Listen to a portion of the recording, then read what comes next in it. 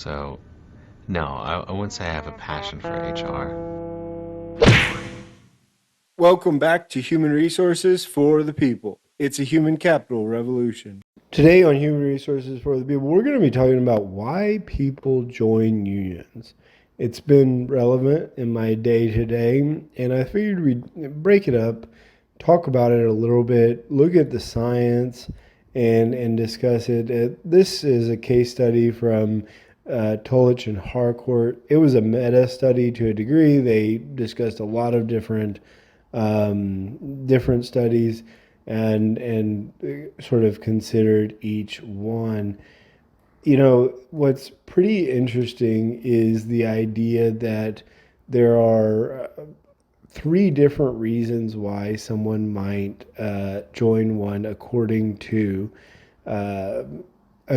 to some scholars, and some scholars believe that there's a reason. It comes from instrumentality. So they have dissatisfaction, and as a result, they're looking to resolve the dissatisfaction.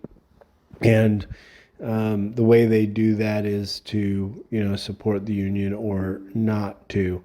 The second model is utility, and whether or not a union has positive utility or negative utility affects whether or not they have joined, as well as political ideological beliefs which are present or absent.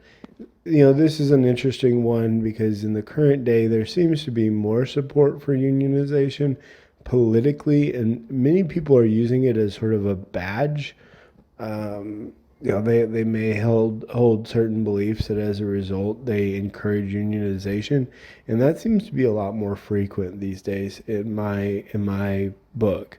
However, you know, most of the studies say that only fifth or 20% of union members join because of the political or ideology beliefs. I actually think that's growing in the United States. I really do. I know of a lot of different situations that have been occurring with respect to unionization that are, almost entirely political. Um, I've been aware of unionizations that don't really have much to do with financial reasons at all, but they're political, and they've been sort of foisted on the workplace, and that's what I think is growing. Although I have no data to support that. Um, you know, they're looking for both collective and individual benefits. Collective ones are ones that work through a collective organization, like improve pay and conditions, but individual benefits like training and education, professional services, and free legal advice, which I don't know. I do think that there is probably a function of American. This is a New Zealand article, but I do think that there's a function of American unionization that doesn't really have free legal advice. I'm sure it's possible, but I don't think that people generally care. Um, and maybe that's just because American unions, I'm not aware of them offering it. Maybe they do. I don't know. And as a result, Phelps and Brown kind of note that the world is becoming more individualistic, and so it's really about me, and the benefits that come with it, like training and education, professional services, and financial services, are gaining ground. Um, but ultimately, several studies indicate that it's the collective over the individual.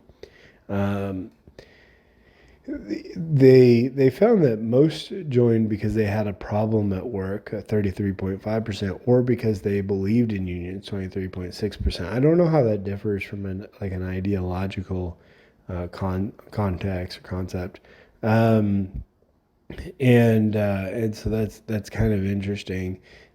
Cregan, Johnston, and Bartram found that the reasons for joining or not joining was to 94% joined to protect their employment and employment rights. And I think that one is really interesting. It was a sort of self-preservation that they felt that they were going to be fired. And that's an interesting context or interesting concept because, of course, in the United States, for example, at will employment is almost universal, and as a result, in result that we don't have a lot of unionization. It's very limited. And so it's interesting that Americans aren't willing to protect their employment rights. And why is that? Um, I think that's a deeper dig to go into tomorrow. I think that, or at a different time, I think that a lot of it is from from the idea that Americans should sort of define their own destiny, and often unions do inhibit defining your own destiny, and I truly believe that that's one of the main reasons that there is a limited interest in unions from the American workforce. Um, you can see here um, a couple other papers that are cited here. The one that I like here the most is the reasons why people join. Waddington and Whitson said 72% was support if I had a problem at work. And then a further 36%. I assume this is like an overlapping, right? An overlapping study where you can have both at the same time. But 36.4% were looking for improved pay and conditions. 16.2% because they believe in trade unions, looking for free legal advice and industrial benefits, as well as training and education is a 5%. And I think that's really interesting. Unions offer great um, training and education and professional services. They really do in the United States or elsewhere. They offer these great services.